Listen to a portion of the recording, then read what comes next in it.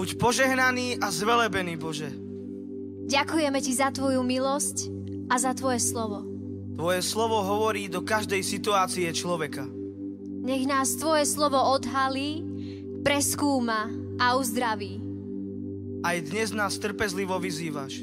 Ak zostanete verní môjmu slovu, budete naozaj mojimi učeníkmi. Poznáte pravdu a pravda vás oslobodí.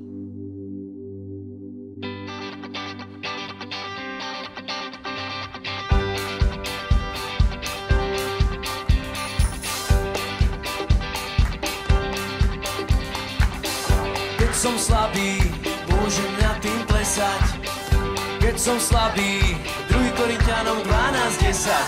Keď som slabý, sílu mám, tebke šancu nedávam. Čas je vzácný, len dlho ho neprepás. Čas je vzácný, Efezánom 5:15-16. Čas je vzácný, dni sú zlé, z nudy činím pokánie. Podľa tvojho slova, Páne môj, ja nosem 32.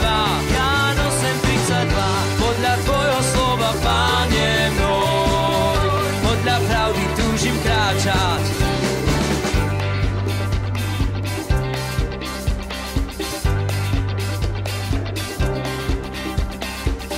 Všetko môžem, aj ruku do ohňa klásť. Všetko môžem, 1 Korinťanom 6:12. Všetko môžem, no pozor dám, hriech si žiada svoju daň. Božie slovo vie môjim svetom zatriasť. Božie slovo, Hebrejom 4:12-13. Božie slovo ma odhalí, preskúma a uzdraví. Podľa tvojho slova, Páne môj, ja nosem 32. Podľa tvojho slova, Páne môj, podľa pravdy túžim kráčať. Hej!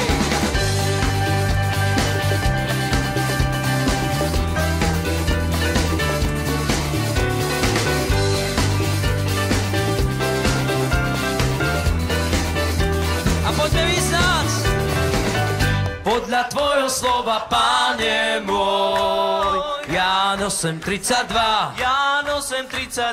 Podľa tvojho slova, Páne môj, podľa pravdy túžim kráčať.